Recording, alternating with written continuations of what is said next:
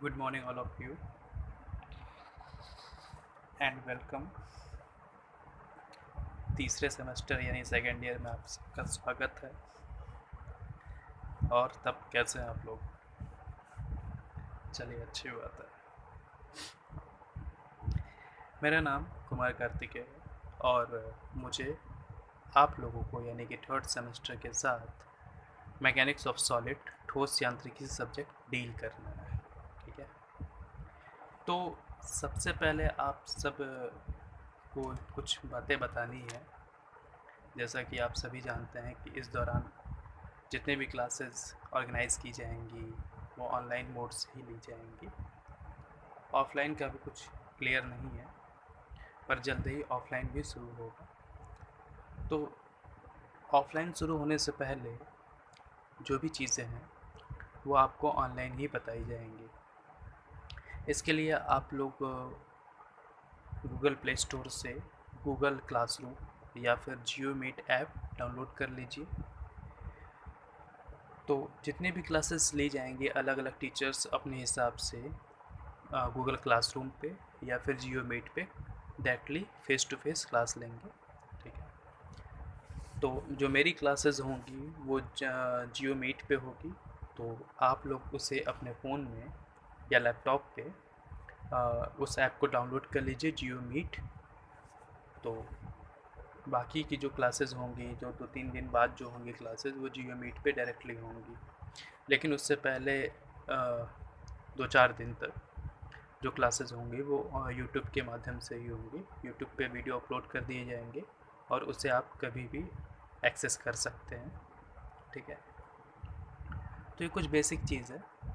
और साथ ही साथ ये भी बात है कि क्लासरूम में जो शेड्यूल लगा होता है वो 2-2 घंटे का होता है, 1-1 घंटे का होता है। तो वो ऑफलाइन मोड में ही पॉसिबल हो पाता है। तो यहाँ पे कुछ मिनट का ही कुछ वीडियो होगा। ठीक है, इसके अलावा अगर आपको लेक्चर के दौरान कोई भी डाउट आता है या फिर कोई भी दिक्कत आती है तो आप हमें उसे बताइए, उसका समाधान निकाला जाएगा। तो सबसे पहले आप सब्जेक्ट को देख लीजिए कि आपका जो सब्जेक्ट है वो मैकेनिक्स ऑफ सॉलिड है, ठोस यांत्रिकी। ठीक है, इस सब्जेक्ट को हमें डील करना है। मैकेनिक्स आप लोगों ने पिछले सेमेस्टर में पढ़ लिया है। ठीक है, तो आप जानते हैं कि मैकेनिक्स क्या होता है। यहाँ पे बात मैकेनिक्स से कहीं थोड़ा सा ऊपर की होगी। यहाँ पे बात मैकेनिक्स से थोड़ा ऊपर की होगी। वो क्या है, यहाँ पे हम सॉलिड के रेफरेंस में चीज़ों को देखेंगे।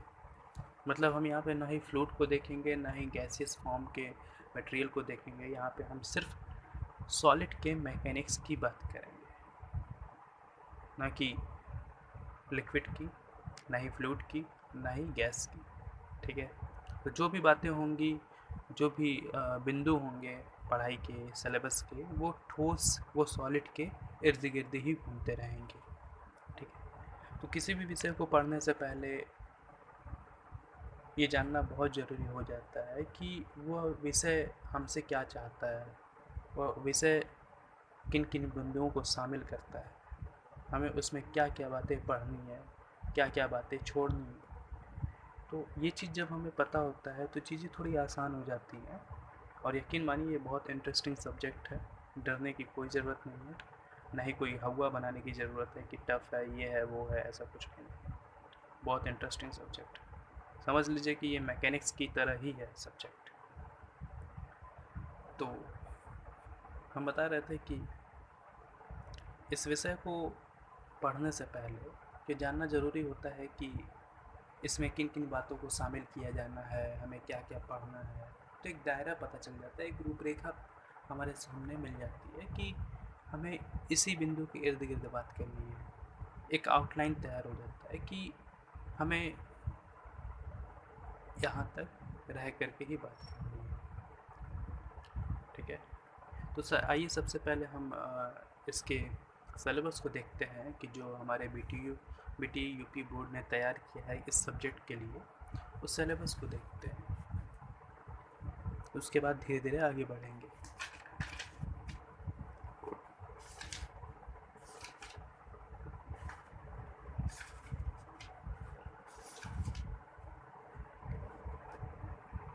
तो इस किताब में आप देखेंगे कि कुछ टेबल ऑफ कंटेंट विषय सूची है, जिसका नाम कुछ इस प्रकार से है: प्रतिबल एवं विकृति, प्रतिबल तथा विकृति, स्ट्रेसेस एंड स्ट्रेंथ्स। अगला है जड़त्व आघूर्ण, मोमेंट ऑफ इनर्शिया।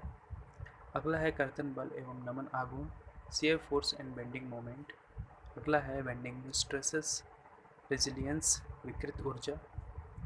अगला है टॉर्सन, मरोड़।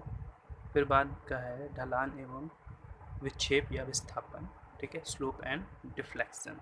क्या होता है, आराम से बहुत ही विस्तार से समझेंगे।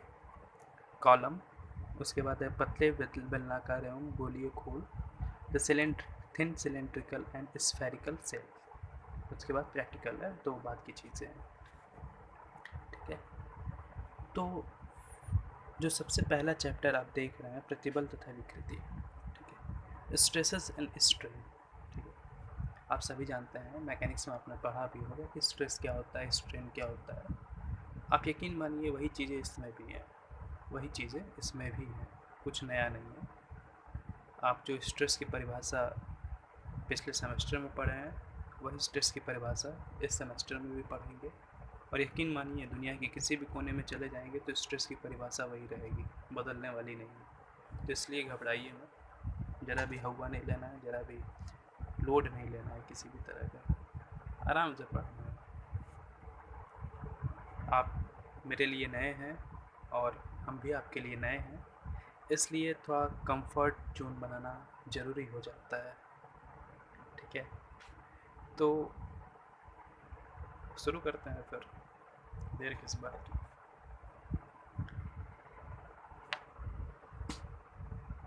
देखिए, जो सबसे पहला पॉइंट है प्रतिबल, प्रतिबल तथा विकृति का सबसे पहला पॉइंट है परिचय, इंट्रोडक्शन।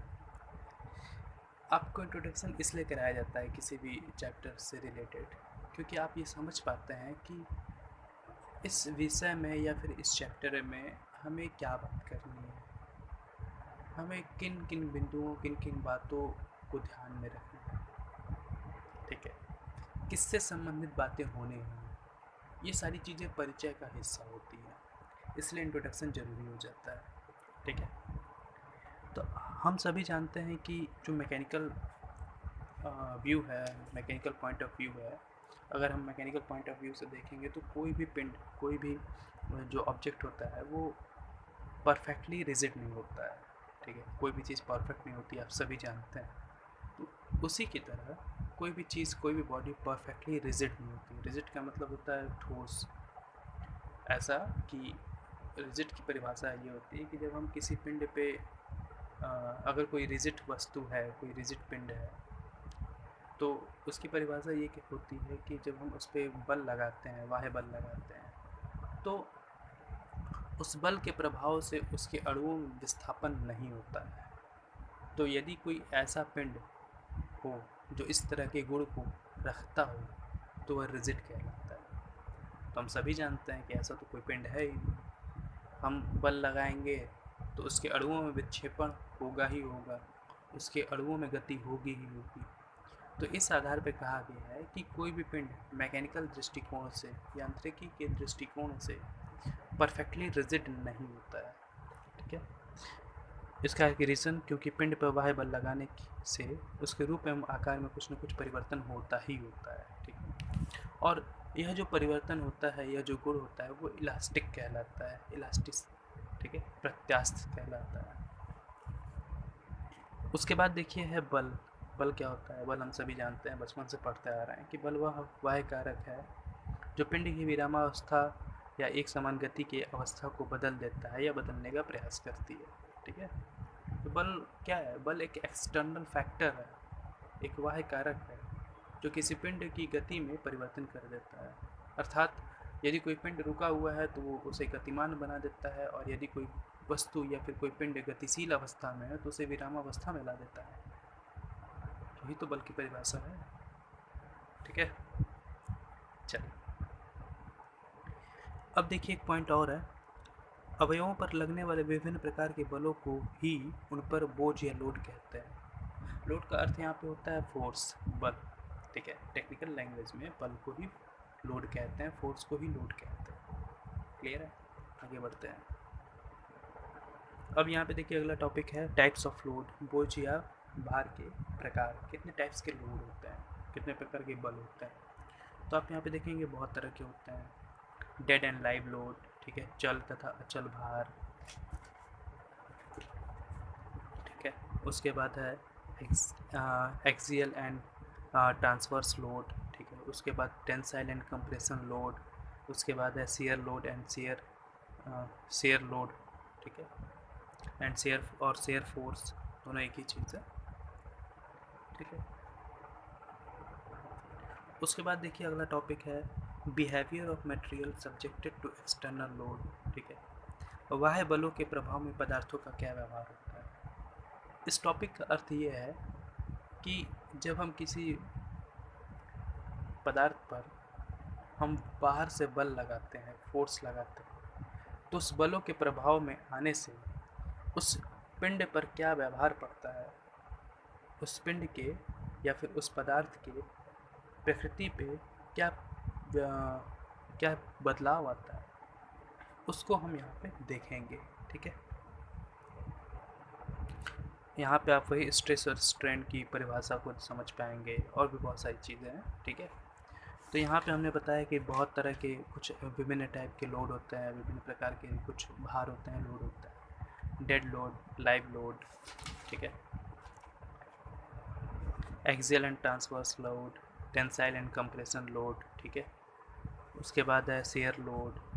ये सारे लोड होता है, इसको हम विस्तार से फिर अगले लेक्चर में देखेंगे। तब तक आप इसे शुरुआत कीजिए, अपने से पढ़ने की कोशिश कीजिए, और अगर बाज़ार में किताबें उपलब्ध हो जाती हैं तो आप किताबें खरीद लीजिए, कोई भी किताब अपनी सुविधा के अनुसार खरीद लीजिए, ठीक है। और कोई दिक्कत आती है तो कमेंट कीजिएगा, आप पूछ सकते हैं, ठीक है। इसको हम फिर से कंटिन्यू करेंगे। चलिए।